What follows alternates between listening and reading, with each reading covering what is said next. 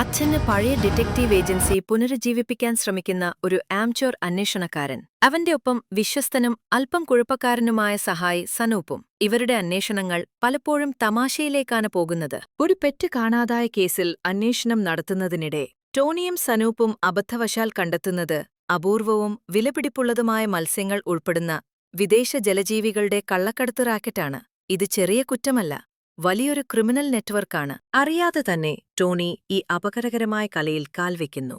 ഇതോടെ കള്ളക്കടത്തുകാരും പോലീസും ഇവരെ ശ്രദ്ധിക്കാൻ തുടങ്ങുന്നു.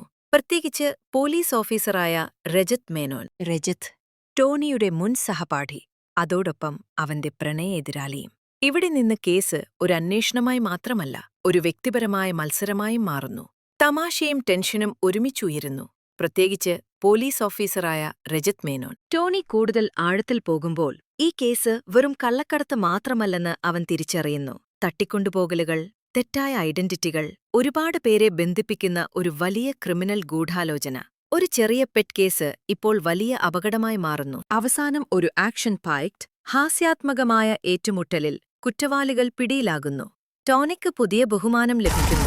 കൈകേയിയുടെ വിശ്വാസം തിരികെ ലഭിക്കുന്നു. അച്ഛന്റെ ഡിറ്റക്റ്റീവ് ഏജൻസി വീണ്ടും ഉയർത്തെഴുന്നേൽക്കുന്നു. ഇനി ടോണി ഒരു ആമച്ചുറല്ല, ഒരു യഥാർത്ഥ പെറ്റ് ഡിറ്റക്റ്റീവ്. ഒരു ചെറിയ പെറ്റ് കേസ് ഇപ്പോൾ വലിയ അപകടമായി മാറുന്നു.